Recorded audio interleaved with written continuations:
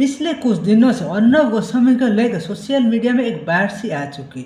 कोई गाली दे रही है तो कोई तारीफ कर रही है, लेकिन सबने अपने अपने व्यूअर्स बढ़ा रही है अर्नब गोस्वामी को लेकर।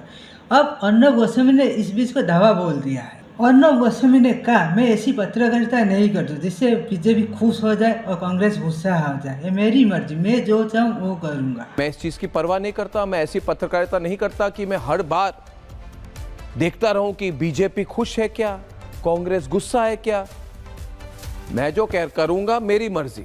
मेरी जवाबदारी लोगों से है, किसी पार्टी से नहीं। किसी पार्टी से मेरा जुड़ावा नहीं है, ये कहते हैं अर्नब गोस्वामी। मैं जो करूंगा मेरी मर्जी।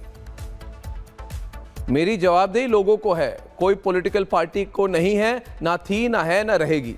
अर्नब ने कहा, ये सवाल पूछते हैं मुझसे, लेकिन एक दिन इसे पोल खोल दूंगा, ये कहीं का नहीं रहेंगे। सवाल पूछते हैं मुझे और घर में मुझे ही देखते, ये कहते हैं अर्नब गोस्वामी। सच्चाई बोल दूं, एक दिन मैं इतना बोल दूंगा, इन सब का पोल खोल दूंगा। मैं ज्यादा सवाल करते मुझसे, घर में बैठ के अर्नब गोस्वामी को ही देखते रहते हैं। बिंदास आदमी है, मैं हूं, बिंदास प्रोग्राम करता हूं, करता था, करता हूं, करता रहूंगा। जरा क्रोनोलॉजी को समझिए। अर्नब गोस्वामी है मीडिया का प्रधानमंत्री नरेंद्र मोदी। उनको गाली देंगे या तारीफ करके पैसा छापना इनका मकसद है। इनका मकसद और कुछ नहीं। कल तक जिसने अर्नब को तारीफ कर रहे थे, जो सो को राष्ट्रवादी, आज उनको गुस्से है।